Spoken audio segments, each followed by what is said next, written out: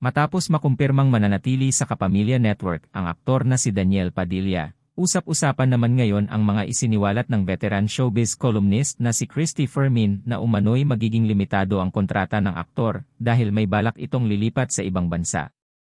May kumakalat ring issue na umano'y binibenta na ng aktor ang kanyang franchise sa isang sikat na fast food chain ng bansa.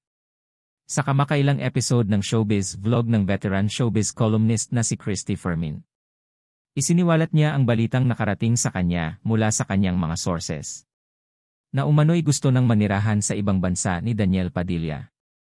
Bukod pa rito, isiniwalat rin ni Christy Fermin na nakarating rin sa kanya na hindi pa umano tapos si Daniel Padilla sa pagbibenta ng kanyang mga naipundar at mga ari-arian na nakuha niya mula sa kanyang pagtatrabaho bilang artista sa loob ng mahigit na 13 years.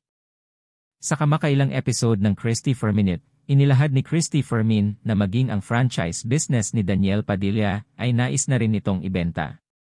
Sa pagsisiwalat ni Christy Fermin, ipinarating umano ng kanyang mga sources na ipinagbibili na umano ni Daniel Padilla ang ilang mga negosyo. Nito kabilang na ang isang fast food restaurant na matatagpuan sa Tacloban, Leyte. Matapos po nating masaksihan yung pagbebenta ng sasakyan, at ibinibenta na rin po yung unang bahay na kanyang naipundar mula nung sumikat siya, pahayag ni Christy Fermin. Dagdag pa niya, pati raw yung mga naipundar na negosyo, binibenta na rin pati raw yung kilalang-kilala na alam mo na yung naipatayo nila sa probinsya sa Tacloban at yung food chain.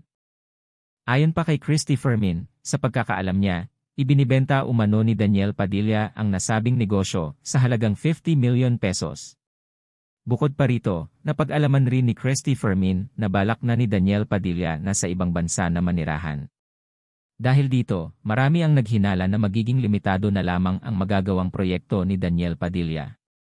Hinala naman ng maraming mga netizens na baka isa umano ito sa paraan ni Daniel Padilla para sa wakas ay makapag-move on na rin siya sa nangyari sa kanila ni Kathryn Bernardo.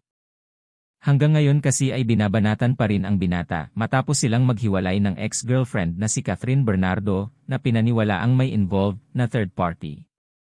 Matatandaan kamakailan lang ay may lumabas sa social media na mga litrato ni Daniel na patungo raw ito sa Dubai at mukhang mag-isa lang daw itong bumiyahe.